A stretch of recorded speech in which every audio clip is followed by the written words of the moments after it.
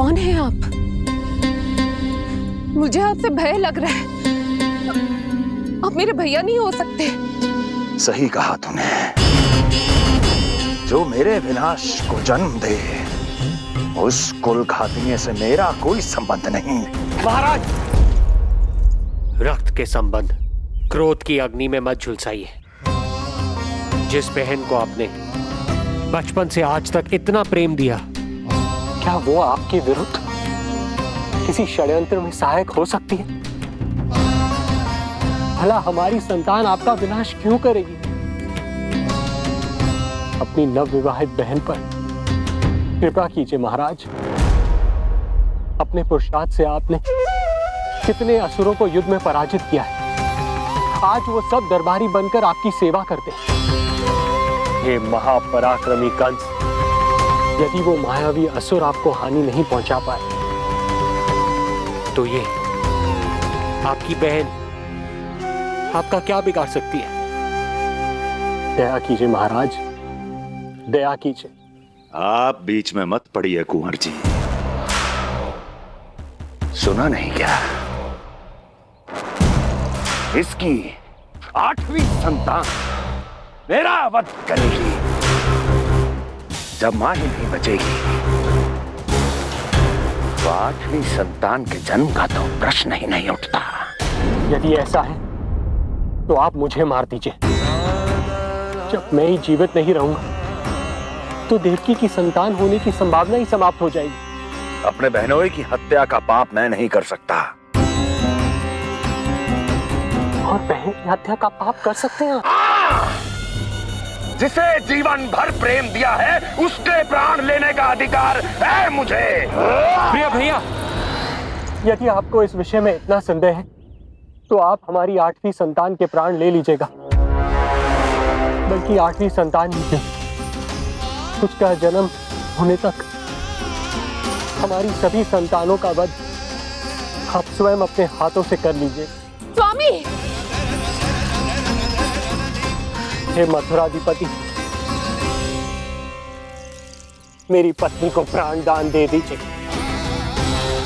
मैं महाराज शूरसेन का पुत्र वसुदेव आपको वचन देता हूं, अपनी 8 संतानों को जन्म देते ही स्वयं आपके सामने प्रस्तुत करूंगा। अपनी 8 संतानों को जन्म लेते ही स्वयं आपके सामने प्रस्तुत करूंगा।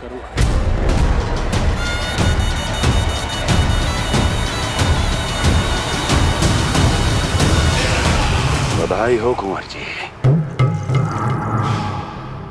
अपनी पत्नी के प्राण बचाने में आप सफल हुए, किंतु आपकी संतानें इतनी भाग्यशाली नहीं होंगी। वचन स्मरण रहे।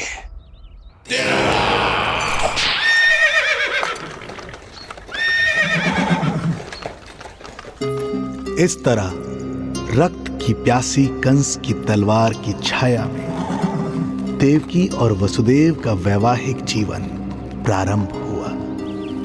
जब कंस की निर्ममता और वसुदेव के वचन का ये दुखद समाचार गोकुल पहुंचा, तो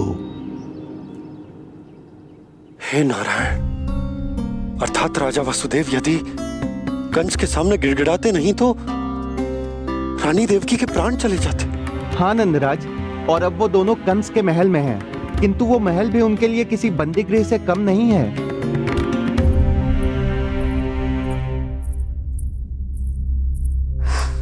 एक भाई अपनी बहन के साथ ऐसा करने की सोच भी कैसे सकता है? मेरा बस चले तो उस दुष्ट कंस को मटके में डाल के इसे घोट के रख दूं, जैसे मलाई घोट के माखन निकाला जाता है।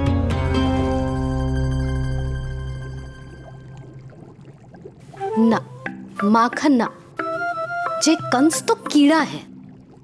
इसे तो पटक पटक के ऐसे मारना चाहिए जैसे कीड़ा निकालने के लिए धान के गट्ठर को पटका जाता है।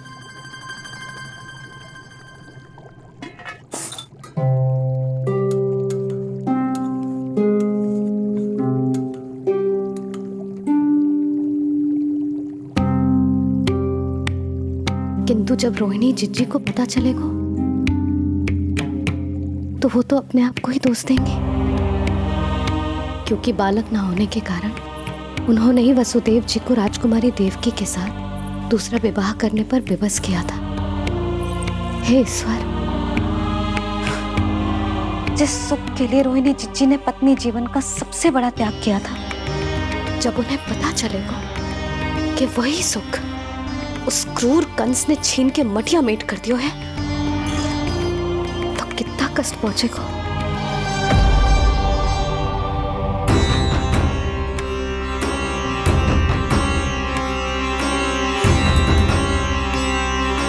रोहिणी जीजी,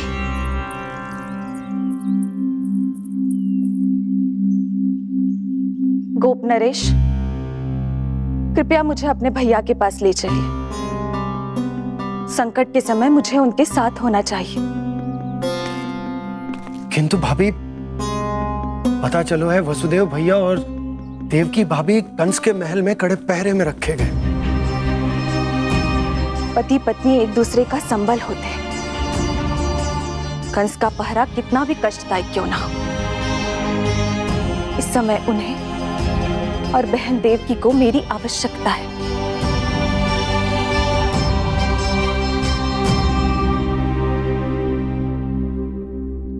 ये मेरी विवशता है। ये यादव कुलदीपक होकर भी आपको इस महल में बंदियों की तरह रहना पड़ रहा है, और मैं कुछ कर भी नहीं पा रही। काश आपने मुझसे विवाह ही ना किया होता। तो क्या मैं अपने भाग्य से भाग पाता देवकी? पूर्व जन्म के कर्मों के फलस्वरूप जो हमारी नियति में लिखा है वो तो हमें भोगना ही है। श्री हरि क्या करते हैं, कब और क्यों करते हैं, ये दुख हमारे जीवन में किस उद्देश्य से आए हैं, इन रहस्यों का पता लगा पाना हम मानवों के लिए संभव नहीं है देवकी।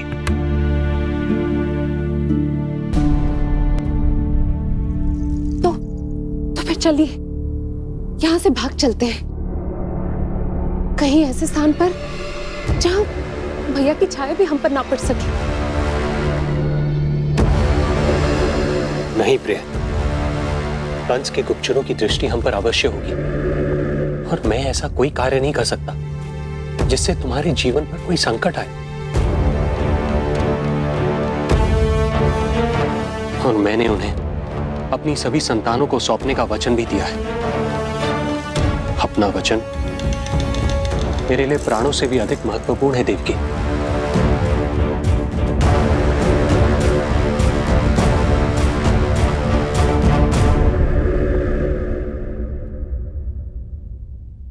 राजन, राजकुमारी, गोकुल से रानी रोहिणी और गोपराज नंद पधारे हैं।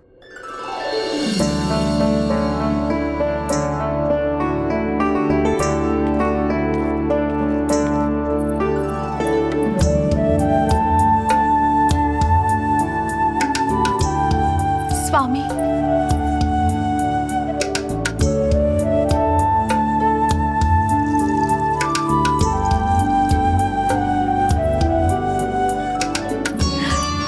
बहन, दीदी,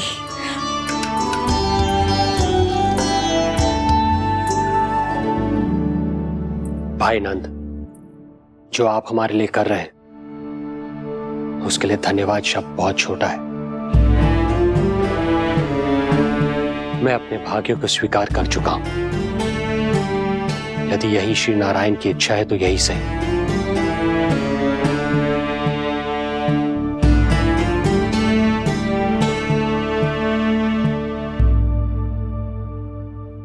भाई नंद, इस समय मथुरा का वातावरण अनुकूल नहीं है, आपको जाना चाहिए।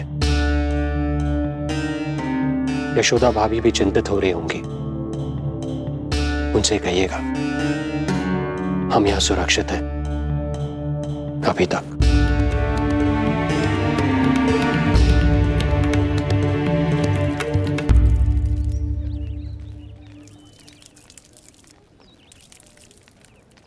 वसुदेव भैया का भाग्य पर भरोसा अधिक है।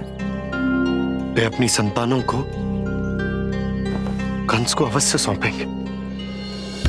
ईश्वर, इतना कठोर वचन, जब इसे निभाने का कठिन समय आएगा तो कैसा अनुभव करेंगे वे? उनका हृदय तो चकनाचूर हो जाएगा।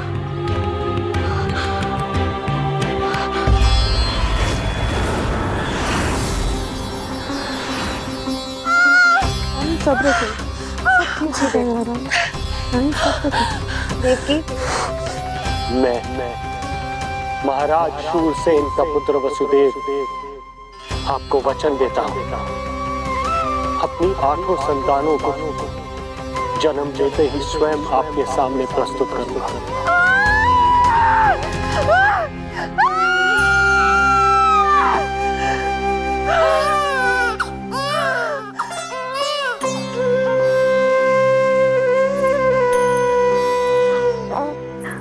बधाई हो स्वामी, आपको पुत्र रत्न प्राप्त हुआ है।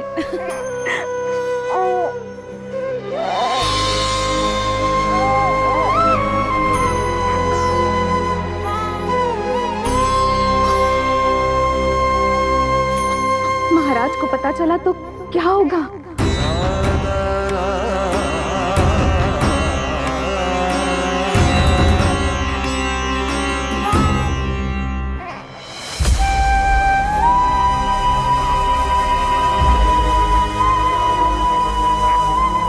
अपने पुत्र को इन हाथों में थामना।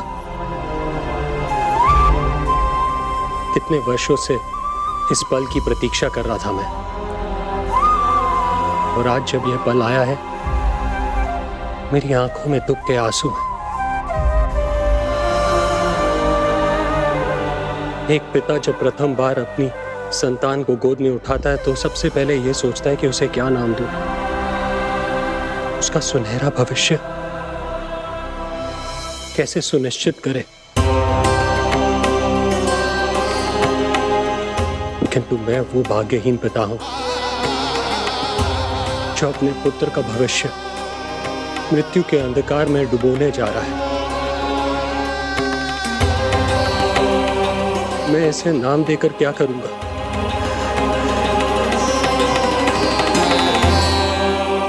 क्या आपके वचन का महत्व आपके पुत्र के प्राणों से अधिक है स्वामी?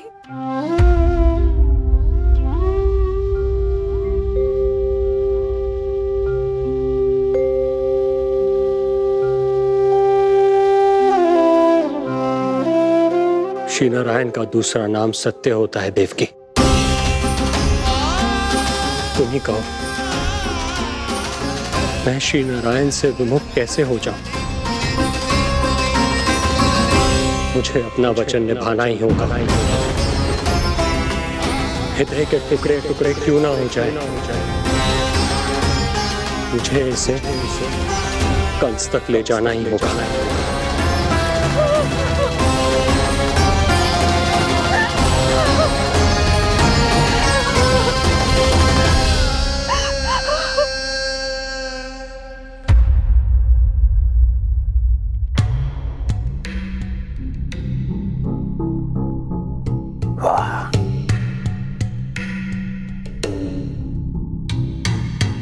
इतना स्वादिष्ट भोजन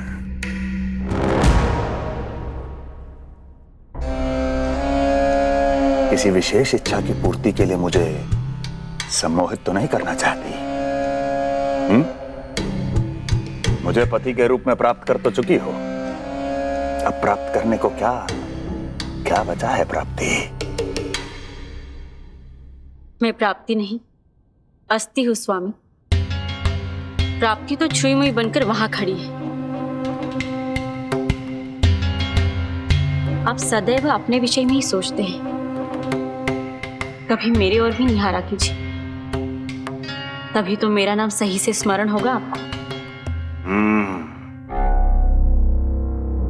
मैं अपने विषय में ही सोचता हूं, तभी तो 10 दिशाओं में मेरे नाम का डंका बजता है, मेरे साम्राज्य का विस्तार होता है, तभी तो मेरा अस्तित्व है। अस्थि स्मरण रहे, तुम हो क्योंकि मैं हूं।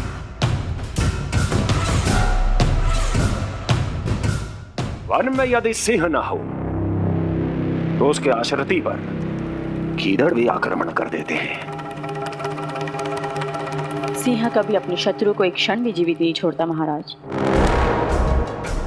आपने तो छोड़ दिया देवकी को। सिंह नहीं, आप वो गाय हैं जो अपनी कसाई से अथाह प्रेम करती है।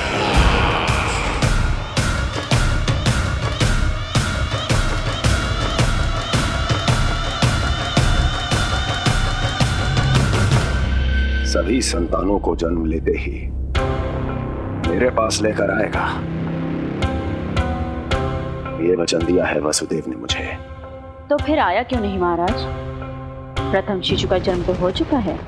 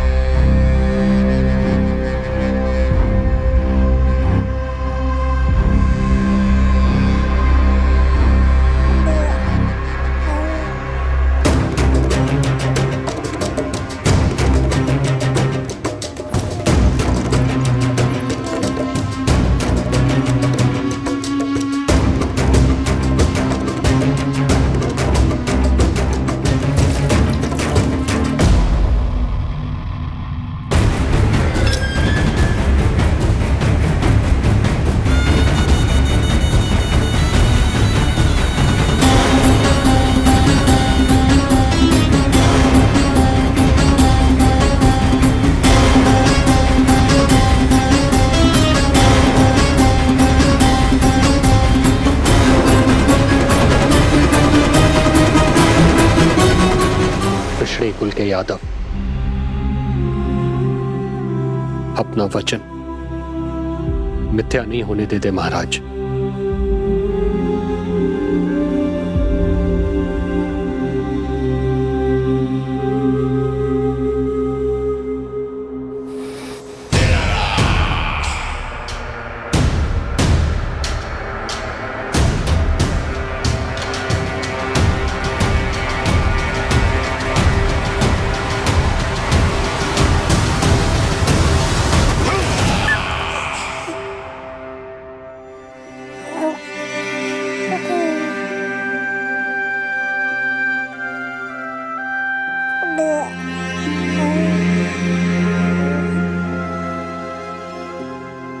ये देवकी का पुत्र है, मेरी बहन जो मुझे प्रिय हुआ करती थी, उसका प्रथम पुत्र है ये, मेरा प्रथम भांजा।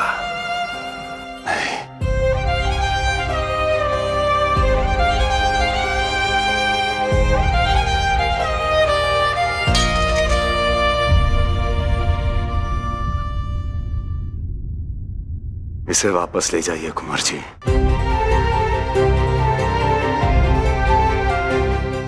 देवकी की प्रथम संतान से मुझे कोई संकट नहीं।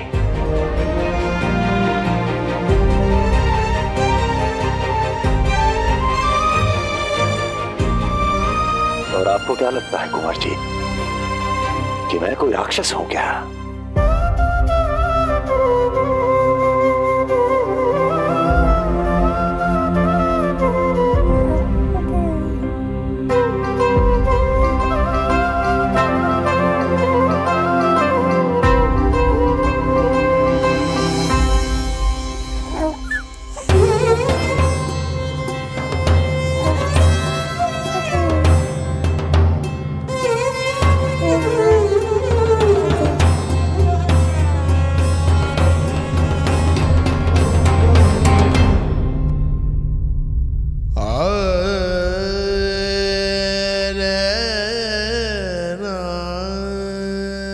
तो उसे अपनी गोद पे भी नहीं उठा पाई थी दीदी।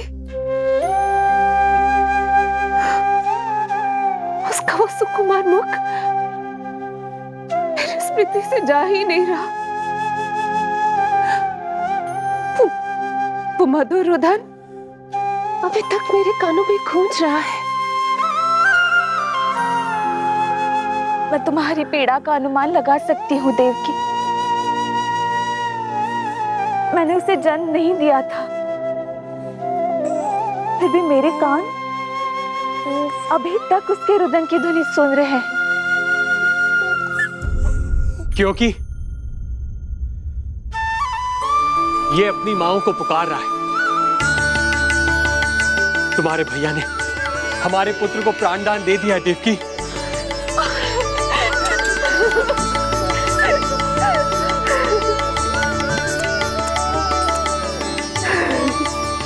स्वामी, अब अपने पुत्र का नामकरण कीजिए।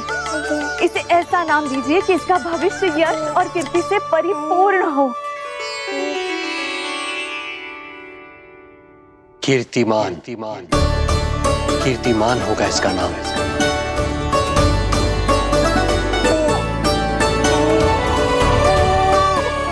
कीर्तिमान।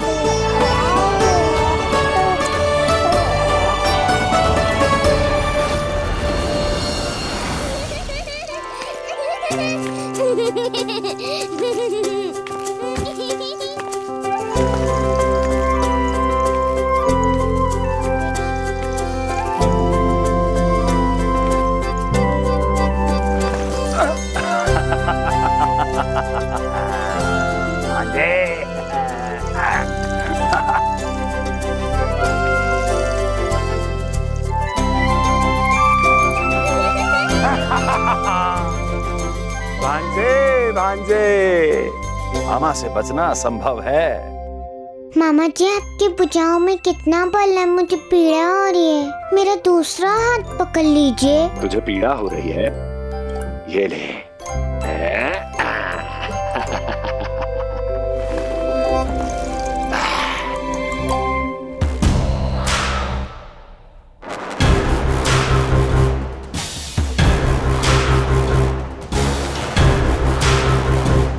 नारायण नारायण। मामा जी मूर्ख बन गए, मामा जी मूर्ख बन गए, मामा जी मूर्ख बन गए। इतना दुस्साहस। जा खेल। अब मामा जो है देवर्षि के साथ मंत्रणा करेंगे। जा खेल। क्योंकि अत्यंत महत्वपूर्ण ना हो तो देवर्षि हमारे द्वार पर आने का कष्ट नहीं उठाएंगे। कहिए देवर्षि, कैसे आना हुआ? मैं तो बस आपको ये अद्भुत कमल पुष्प भेंट करने आया था महाराज। इसे देखते ही मुझे आपका स्मरण हुआ था। मानो ये मुझे पुकार कर कह रहा हो, मुझे महाराज कंस के पास ले चलिए। इसमें तो कुछ भी विशेष नहीं है देवर्षि। इसमें 8 पंखुड़ियां हैं महाराज, और 8वीं पंखुड़ी सबसे विशेष है।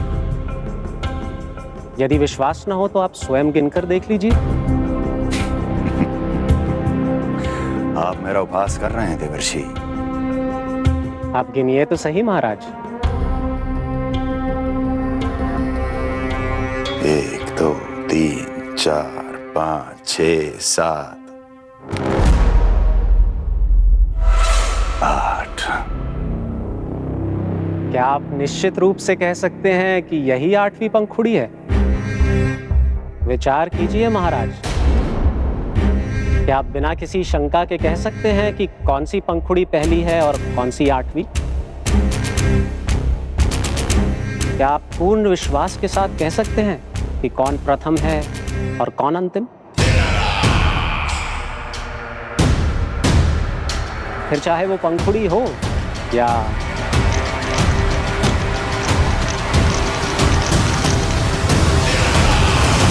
सावधान करने के लिए धन्यवाद देवर्षि। कंस के साथ धोखा करने वाले को अति भीषण दंड मिलेगा।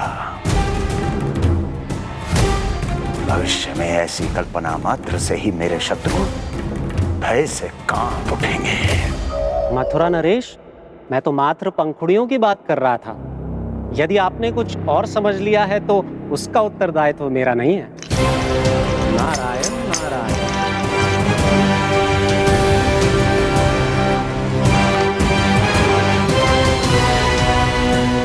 विचार कीजिए महाराज। क्या आप बिना किसी शंका के कह सकते हैं कि कौन सी पंखुड़ी पहली है और कौन सी आठवीं?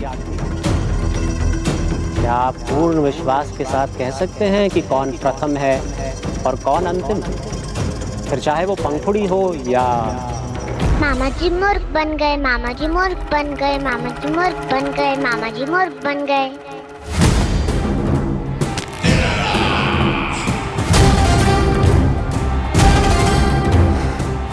कंस को कोई मूर्ख नहीं बना सकता। कीर्तिमान। जी मामा जी। क्रोध काम लोभ मद मोह मत्सर, क्रोध काम लोभ मद मोह मत्सर, क्रोध काम लोभ। मामा जी मुझे दर्द हो रहा है। काम लोभ मद मोह मत्सर, क्रोध काम लोभ मद मोह मत्सर। स्वामी, ये कीर्तिमान के लिए कैसा लग रहा है? ये लीजिए स्वामी।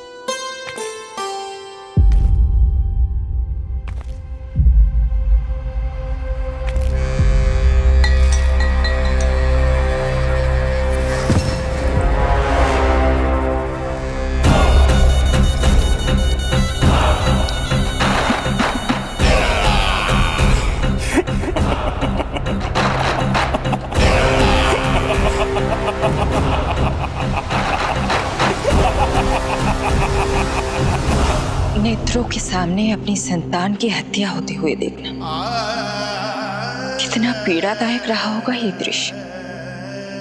किंतु प्रभु, यदि देवर्षि नारद कंस के हृदय में संदेह का बीज न बोते तो कंस ऐसा कभी नहीं करता। तो फिर उसे उकसाए ही क्यों देवर्षि ने? आप भूल गए देवराज, समस्त संसार में जो भी होता है मेरी इच्छा अनुसार ही होता है। यही प्रश्न नारद ने भी मुझसे पूछा था।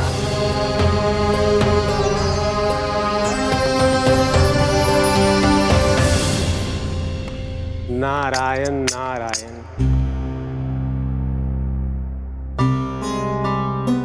छोटे से बालक की इतनी निर्मम हत्या और माध्यम बना मैं। प्रभु, ये कैसी लीला है आपकी? अभी तो देवकी की 5 और संतानों की हत्या होना शेष है नारद। अब से कंस शिशुओं के जन्म लेते ही उनकी हत्या कर देगा। यदि जन्म के तुरंत बाद ही मृत्यु होनी है तो जन्म का लाभ ही क्या है प्रभु? यही विधि का विधान है नारद। कीर्तिमान और शेष 5 बच्चे श्रापग्रस्त हैं। जन्म के कर्मों के अनुसार अल्पायु होना उनकी नियति है। उनकी मृत्यु के बाद ही शेषनाग के अंश के रूप में बलराम और मेरे अंश के रूप में श्री कृष्ण का अवतार संभव होगा। नारायण नारायण।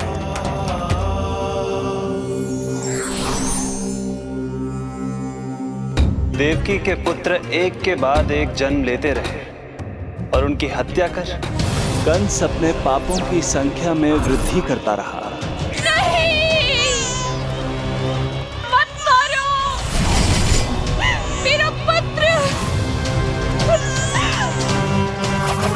मेरा पुत्र!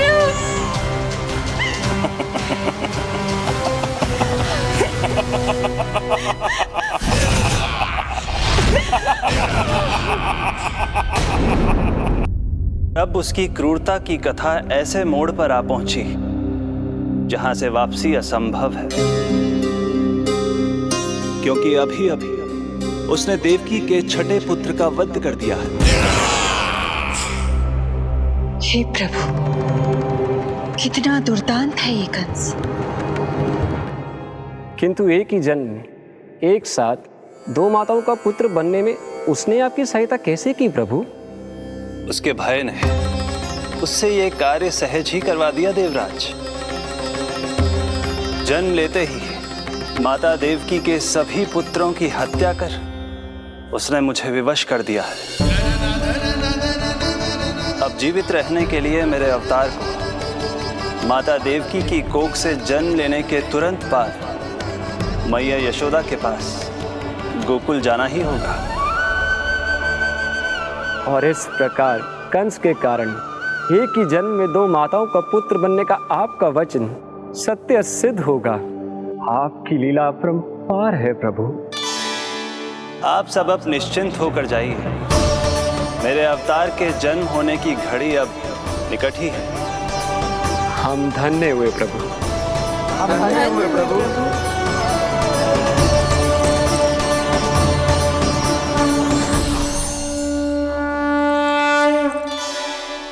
मुझे तो अभी से मैया यशोदा के साथ आपको खेलते हुए देखने की उत्सुकता हो रही है। उनकी प्रवृत्ति कितनी निराली है। क्रोध ना करूं तो क्या करूं? देखिए इसकी सतानी, फिर चला गया सुलक्षणा के बगीचे में फूल खाने। और आपको तो पता है ना सुलक्षणा का, इतनी सी त्रुटि हो जाए पूरे गांव में बखान करने में कोई कमी ना रखती। और जे की अरे जब ग्वालिनों को पता चलेगा तो क्या कहेंगी? यही ना कि जसोदा अपने बच्चे को खाना ना देती, भूखा रखे है। सुनो जी, मैं तो कहती हूँ अब ब्याह करा देते इसका। अब वो ही ध्यान रखेगी इसका। केवल पत्नी सुधार सकती है तुझे। तुम इसके बारे में बात कर रही हो कि मेरे बारे में? नहीं, वैसे सारे गोकुल वाले यही कहते हैं कि हमारे घर पर तुम्हारा ही राज चलता है। हे नारायण, ये परिहास की बात है क्या? मैं इतना दबा के रखती हूँ क्या आपको? यशोदा, हास की बात थी। रामू के कारण मुंह से निकल गई। तुझसे तो मैं बात ही ना करूंगी। कर अपने मन की।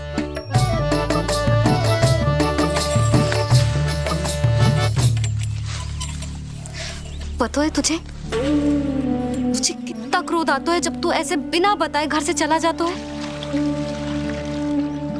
प्रेम है जे मेरा, चिंता है मेरी। तुझे कुछ हो जाए तो अपना लल्ला माना है तुझे।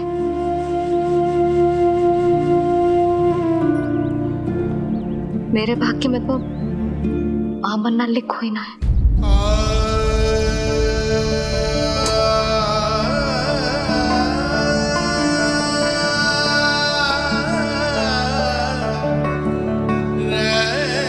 यशोदा,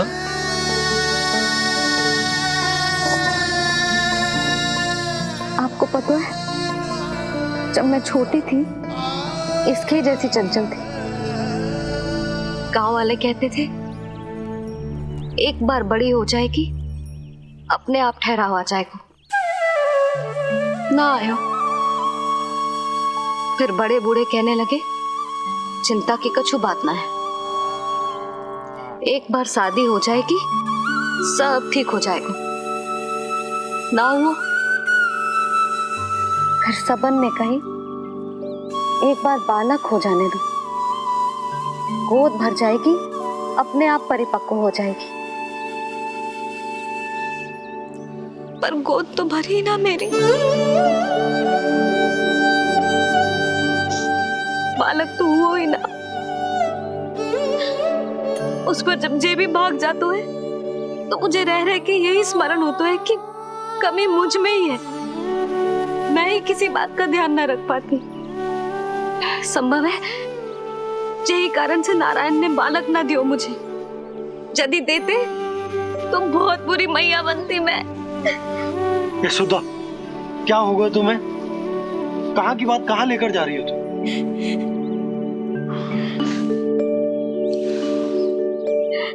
बालक अवश्य होगा हमें, और बहुत अच्छी मैया बनोगी तुम। बस नारायण सही समय की प्रतीक्षा कर रहे हैं। मेरी तो ना सुन रहे बे। आप ही कह दियो उनसे, अब और प्रतीक्षा ना होगी मुझसे।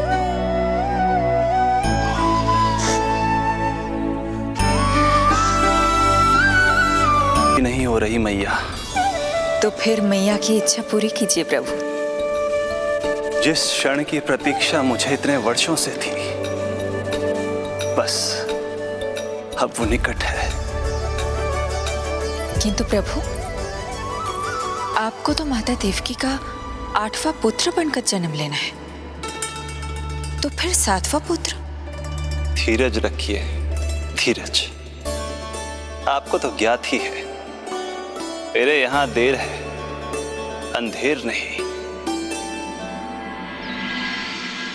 मैं यहाँ तुम दोनों पर आश्रित हूँ यशोदा। भोजन, सुरक्षा, परिवार का अपनापन सब कुछ दिया है तुमने मुझे,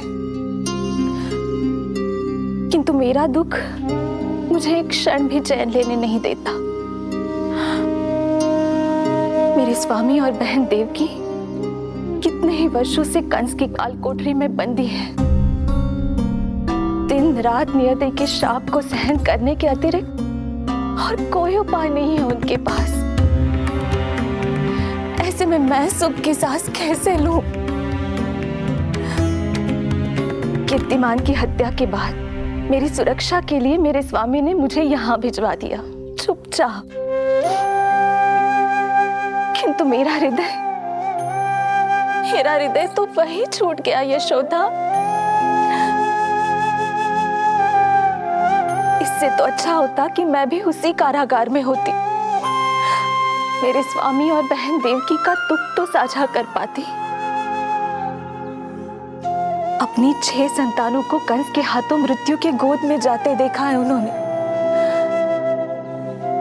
अब तो मुझे उस क्षण की कल्पना से भी डर लगने लगा है, जब देवकी अपने 7वें पुत्र को अपने गर्भ में धारण करेगी। भय से भविष्य नहीं टलता, होनी होकर ही रहती है। समय बीता और देवकी के गर्भ में 7वें पुत्र का आगमन हुआ। क्या इसका भी भविष्य वही होगा जिसके भाइयों का हुआ था?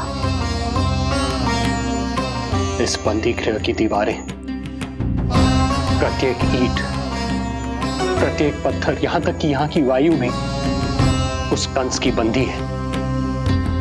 अब तक तो उसे सूचना भी मिल चुकी होगी। वो निर्दयी, क्रूर प्रतीक्षा कर रहा होगा कि कब तुम्हें प्रसव हो और कब उसकी तलवार हमारे नन्हे शिशु, हमारी 7वीं संतान का रक्त पिए।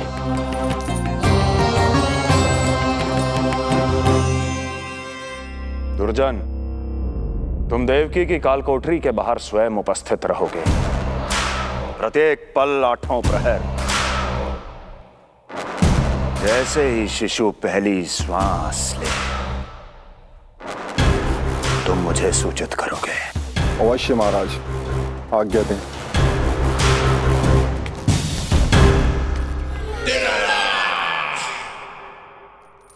कुछ कीजिए स्वामी, कुछ कीजिए। मैं नहीं चाहती कि ये अपनी प्रथम श्वास इस बंदी गृह में ले। देवकी, विवशता से मेरा कलेजा भी फटा जा रहा है, किंतु इस काल कोठरी में बंद मैं कर ही क्या सकता हूं? किंतु इस सृष्टि के पालनहार, जगत के नियंता श्री हरि तो कर सकते हैं, तो फिर क्यों नहीं करते वो कुछ ऐसा कि कम से कम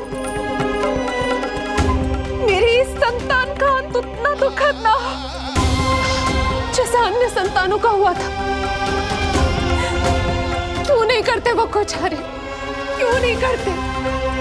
बताइए ना स्वामी, क्यों नहीं करते वो? क्यों नहीं करते? जो देवी भविष्य में मेरी मां बनने वाली है, उनकी करुणा भरी पुकार को मैं व्यर्थ कैसे जाने दे सकता हूं? कंस के राक्षस तत्व के अंत के लिए ऐसी माया की आवश्यकता है जो मेरी लीलाओं को क्रियान्वित भी कर दे और उसे भनक भी ना पड़े। ऐसी क्षमता और माया किसके पास है प्रभु?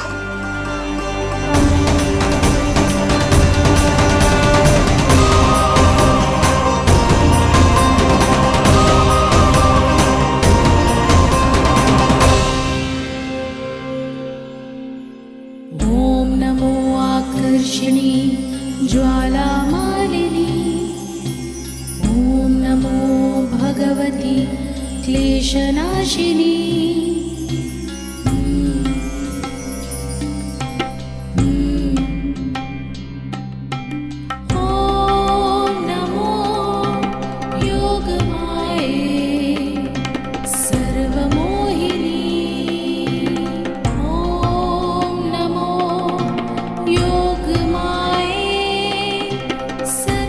आज्ञा दीजिए प्रभु।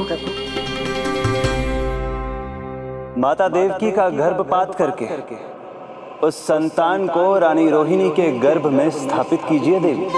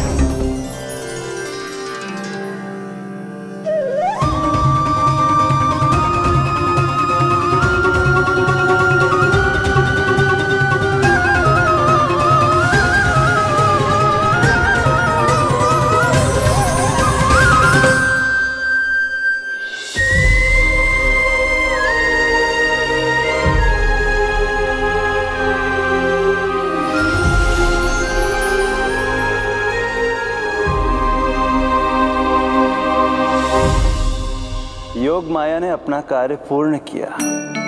सुबह सूर्य की रश्मियां देवी रोहिणी को ऐसा संदेश सुनाएंगी जिसे सुनकर वो प्रसन्नता से झूम उठेंगी।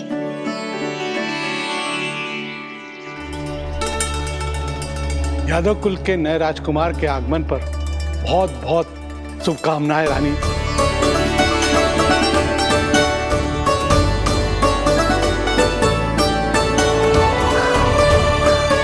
यशोदा, मैं माँ बनने वाली हूँ। यशोदा, सुना तुमने? चिच्ची, मैं माँ बनने वाली हूँ।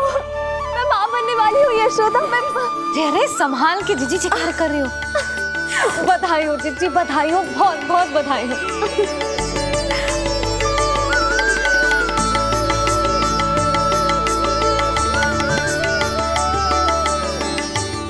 विधि का विधान भी विचित्र होता है। रोहिणी, जिनका ये पुत्र नहीं है, वो प्रसन्न है, किंतु देवकी, जिनका ये पुत्र है, वो व्याकुल है।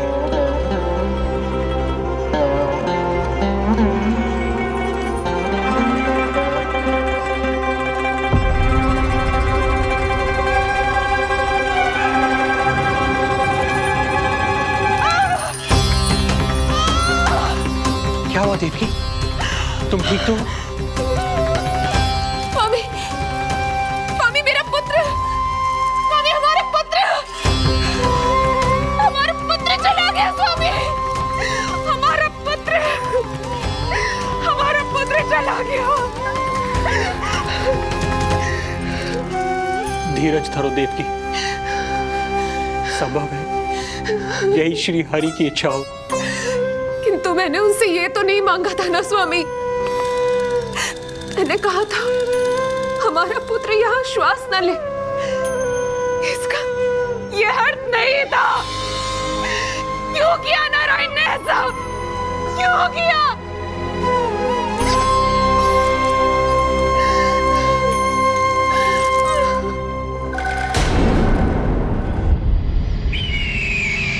तो ये सत्य है महाराज, राजकुमारी देवकी का गर्भपात हो गया है। बच गया वो शिशु। किंतु यदि मेरे हाथों उसकी मृत्यु होती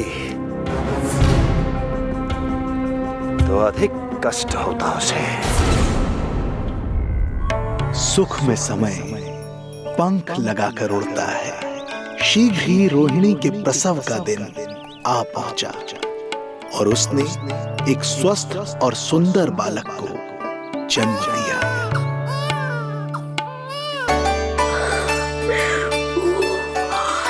लो जिज्जी, संभालो अपने लल्ला को, जी भर के निहार लो इसे।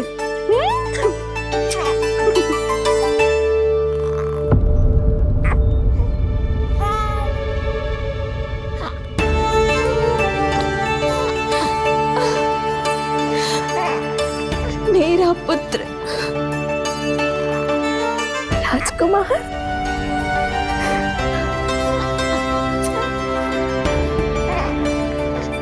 अच्छा जीजी, मैं तनिक इनको भी सूचना देकर आती हूँ।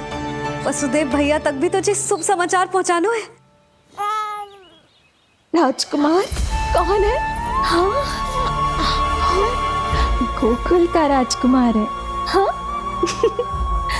गोकुल का राजकुमार है मेरा बच्चा। बल तो इतना है कि पूछो ही मत आप। एक बार उंगली पकड़ लेना तो उसके बाद छुड़ाना अत्यंत कठिन हो जाता है। और दृष्टि ऐसी कि एक बार में मन मोह ले। भगवान श्री राम की भांति सबको प्रसन्न रखता है। बस तो फिर उसका नाम बल राम रखना। तो फिर उसका नाम बल राम रखना। देवकी, बधाई हो, तुम छोटी मां बन गई।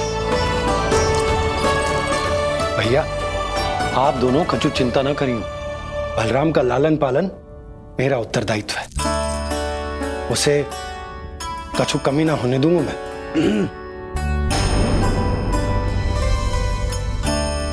मुझे चलना चाहिए। कितने वर्षों बाद तुम्हारे कारण शुभ समाचार मिला है हमें। श्री नारायण हमेशा तुम पर कृपा बनाए रखे।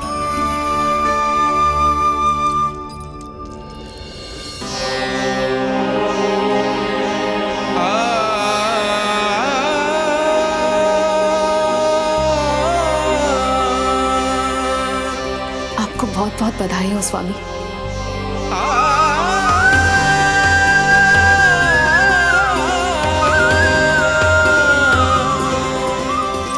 देवकी, क्या हुआ?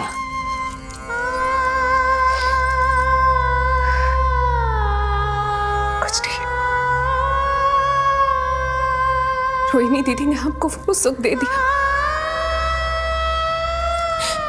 जो मैं कभी ना दे सकी। उन्होंने आपको संतान दे दी, किंतु मैं देवकी,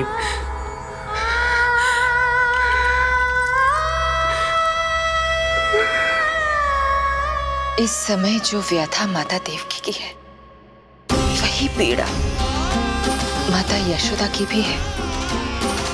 माता देवकी की ममता अपनी सभी संतानों को खोने की वेदना से त्रस्त है, तो माता यशोदा की ममता संतान ना होने के संताप में झुलस रही है। सत्य कहा देवी, मुझे आभास हो रहा है मैया यशोदा का हृदय मुझे अपनी गोद में खिलाने के लिए कितना व्याकुल है।